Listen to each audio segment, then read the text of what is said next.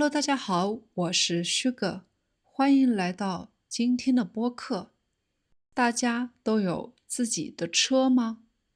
我说的是汽车，因为中国的公共交通很方便，所以我没有买自己的汽车，使用最多的公共交通工具就是公交车和地铁。今天我们就聊一聊公交车。公交车有固定的路线，会在工作时间在这条路上固定的行驶。如果你需要坐公交车，必须在公交站等公交车。公交站就是等公交的车站。如果你找不到公交车站，你可以问陌生人，请问公交车站在哪里？他们可能会告诉你公交站的方向。那这个时候，你要和他们说谢谢。公交车站有公交站牌，站牌上写清了公交车要去的地方。公交车开进站台里，司机打开车门，大家就可以上车了。上车的时候都需要买票。以前买车票需要现金，现在一般都使用公交卡，或者用手机就可以买票。车上有很多座位，有的座位有特别的颜色，说明这些座位是留给需要的人坐的。哪些人需要坐呢？例如残障人士，或者身体不好的老人，还有怀孕的妇女，还有小朋友，他们都可以坐这些座位。在中国，我们有尊老爱幼的传统。如果看见老人和小朋友，可以给他们让座。让座的意思是把你的座位让给别人坐。还有一些需要帮助的人，你也可以给他们让座。公交车有两个门，前门和后门。前门是上车的地方，后门是下车的地方。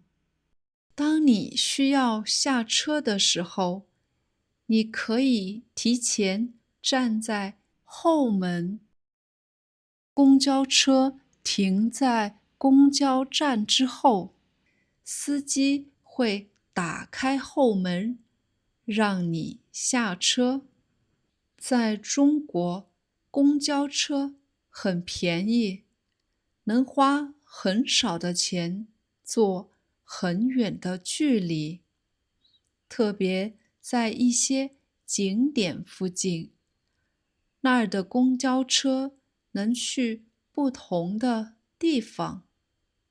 如果你不知道怎么坐公交，可以问一问陌生人，他们会很热情地告诉你怎么坐公交，哪个站上车，在哪个站下车。有的时候没有直达的车，那么你就需要换乘。换乘是指从这辆车换到另一辆车，因为两辆车是不同的路线，所以这个过程就叫做换乘。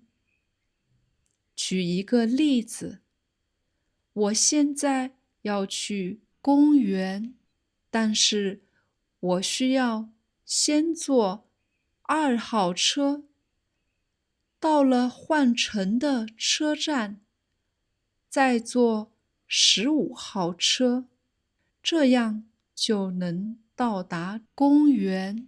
公交车的窗户是可以打开的，有的时候不会开得很大，因为开车的时候速度很快，打开窗户有一点危险。夏天的时候，公交车里都有空调，所以也不需要打开窗户。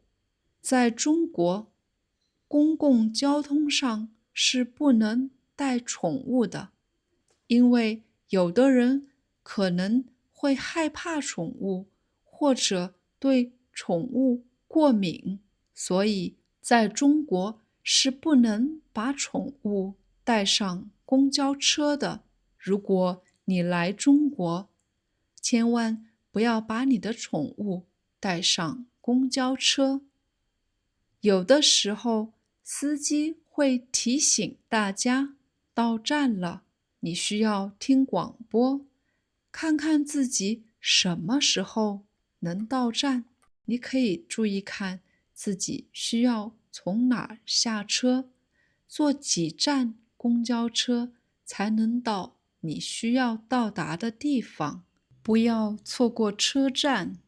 有一次，我坐公交车的时候，在那儿不能刷卡，也不能用手机支付，身上也没有现金。